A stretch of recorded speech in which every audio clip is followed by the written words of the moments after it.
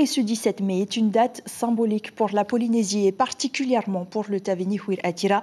10 ans aujourd'hui que la Polynésie est réinscrite sur la liste des territoires non autonomes de l'ONU. Mais depuis, il n'y a rien de véritablement concret, mais le symbole est extrêmement important, explique Semir Alwardi. On voit cela plus en détail avec Lucille Guichet, Mélissa Chang et Patrick Singh Singh.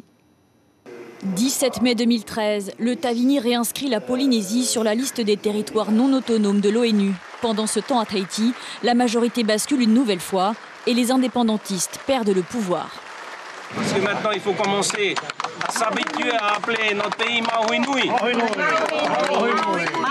La même année, le comité de la décolonisation demande à la France de fixer le cadre d'un gel du corps électoral. Un rapport sur les conséquences des essais nucléaires réalisé par le secrétariat général de l'ONU et un programme d'éducation politique pour la population. 10 ans plus tard, le temps a passé et les choses ont changé, mais seulement sur le plan international. En 2013, la Russie n'avait pas encore envahi la Crimée. Les Chinois, on ne savait pas qu'ils opprimaient les Ouïghours. En Syrie, la situation n'était pas encore dramatique, mais pensez que maintenant, les gens qui dominent le comité de décolonisation, c'est la Chine, la Russie, le Venezuela, la Syrie, la Tunisie. Pourtant, c'est bien l'État français qui décide si un référendum d'autodétermination peut être organisé ou pas. La réinscription à l'ONU reste donc davantage un symbole politique. En dehors de cet aspect symbolique, en dehors de cet aspect de renforcement du narratif indépendantiste, eh bien, il n'y a pas eu grand-chose.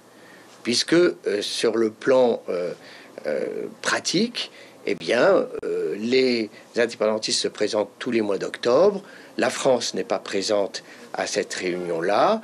Et un rapport sort au mois de décembre, au mois de janvier, et puis on recommence. La liste de l'ONU compte 16 pays non autonomes, dont la Polynésie, mais au moins 30 territoires n'y figurent pas, comme le Tibet ou encore la Papouasie occidentale. L'information en continu sur Polynésie la première, Internet et réseaux sociaux.